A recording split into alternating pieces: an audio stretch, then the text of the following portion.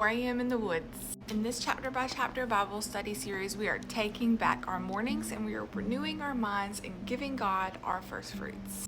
Last chapter, we see Absalom revolting. We see him turning away people from loyalty to David and cultivating this contentment. There is a massive exile. David and his people, they leave to avoid a big war in Jerusalem, and we see David and his servants going towards the wilderness. Chapter 16. When David had gone a little beyond the summit, Ziba, Mephibosheth's servant, was right there to meet him. He had a pair of saddled donkeys loaded with 200 loaves of bread, 100 clusters of raisins, and 100 bunches of summer fruit, and a clay jar of wine. The king said to Ziba, "Why do you have these?"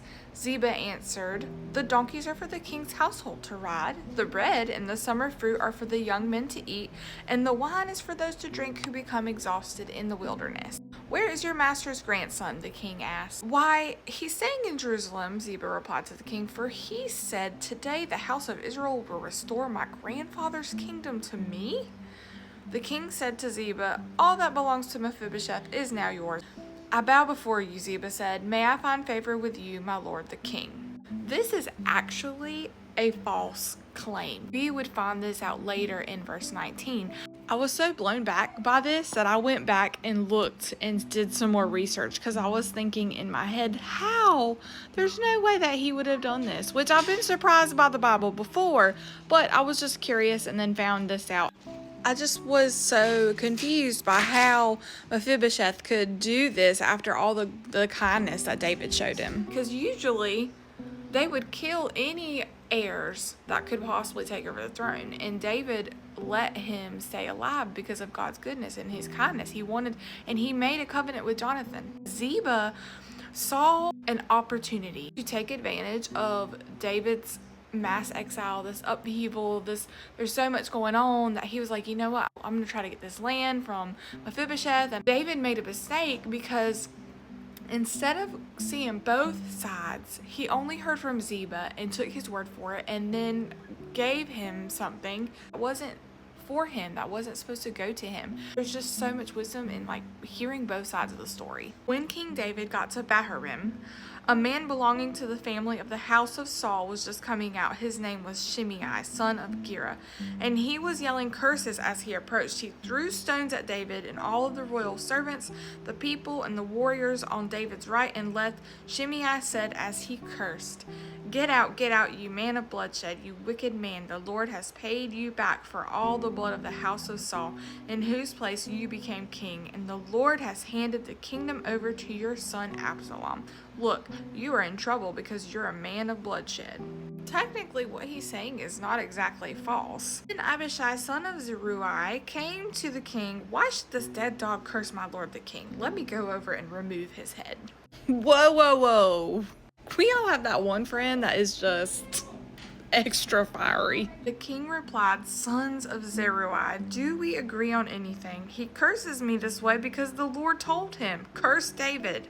Therefore, who can say, 'Why did you do that?'" Then David said to Abishai and all of his servants, "Look, my own son, my own flesh and blood, intends to take my life. How much more now this Benjaminite? Leave him alone and let him curse me. The Lord has told him to. Perhaps the Lord will see my affliction and restore goodness to me of Shimei's curses today." David sees God's sovereignty here. He's also realizing that all of this is because of his consequences of what he has done, and God told him these things are going to happen to you because you did not do what was right, you did what was evil. He's in a place of humility and kind of like a brokenness. Let's see what that handsome Absalom's up to. Now Absalom and all the Israelites came to Jerusalem. Ahithophel was also with him. Ahithophel used to be David's advisor, and he was the one that switched sides. When David's friend Hushai the Archite came to Absalom, Hushai said to Absalom, "Long live the king, long live the king." Hushai was the one that David met with at the summit that David used to worship at. David's leaving and he met his advisor, and he tells Hushai, listen, if you come with me, you're going to be a burden, but this is how you can help me. Go counteract all of Ahithophel's advice for me to Absalom. This your loyalty to your friend, Absalom asked Hushai. Why didn't you go with your friend? I am on the side of the one that the Lord, this people, and all the men of Israel have chosen. I will stay with him. Furthermore, whom will I serve if not his son? As I have served in your father's presence, I will also serve in yours. And Absalom said to Ahithophel, give me your advice. What should we do? What should I do next? Ahithophel replied to Absalom, sleep with your father's concubines, whom he left to take care of the palace. When all Israel hears that you have become repulsive to your father, everyone with you will be encouraged. So they pitched a tent for Absalom on the roof, and he slept with his father's concubines in the sight of all Israel. Now the advice Ahithophel gave in those days was like someone asking about a word from God. Such was the regard that both David and Absalom had for Ahithophel's advice. God told David that this would happen, and it just happens to be his son. Ahithophel has a long track record of success, of sharp, wise advice coming from God. And so, of course, they're taking his word as Bible, as this is what I'm going to do, this is what I should do. So we see some importance here of hearing both sides of the story. David should listen to Ziba, gotten the provisions he provided, and said, I will make a decision on this later. And we will see how this gets resolved later on, if it gets resolved. We see a lot of loyalty and betrayal that David is going through right now in this consequence. And that is true. When you go through adversity, you really do find out who your true friends are.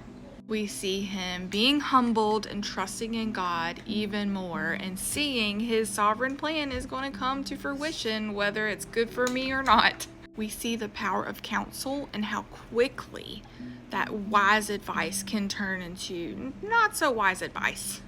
But it's okay because it's all in God's plan. God is still sovereign even when we're dealing with adversity. And he uses anyone to bring about his will and his plan. We'll see you all at the next 4 a.m. when we go over chapter 17.